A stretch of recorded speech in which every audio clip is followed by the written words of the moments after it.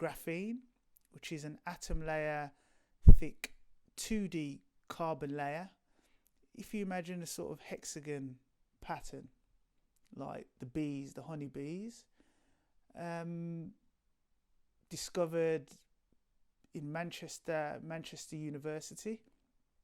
And for a few years now, I've been looking at YouTube videos, and one of the videos that I discovered was a method for synthesizing your own graphene using a solvent and graphite powder and an ultrasonicator.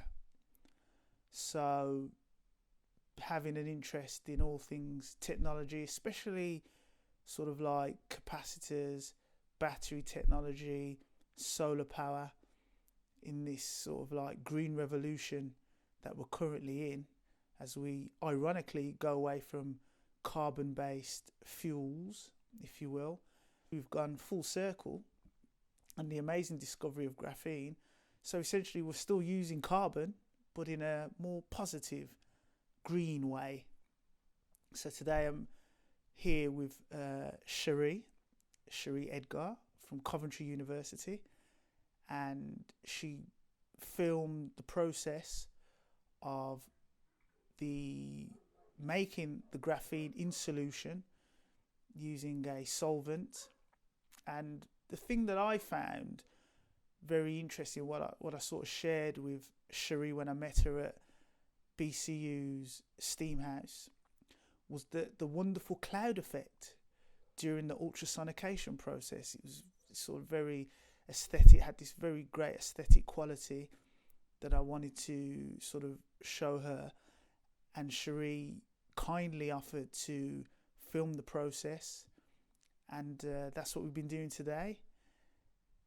Now, the thing that struck me was the sort of cloud formations, these wonderful sort of black clouds. We're used to seeing clouds, sort of grey or white clouds, rain clouds, but to see black clouds in it's sort of a microcosm of the macroscale clouds. And obviously there's clouds on various planet formations in the solar system, so just very interesting. So it was the clouds that really, and looking at the cloud formations during the process of separating the layers of graphene that sort of clump together to make graphite.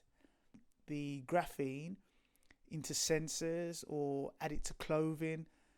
I've got to send a wonderful shout out to Professor Coleman, I believe his name is, from Dublin University, who discovered that mixing graphene with silly putty makes wonderful sensors that are so sensitive they can measure the footsteps of a spider.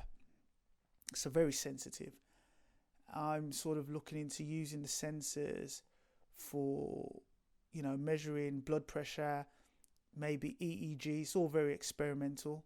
I don't know if it's going to work. Hopefully it'll work.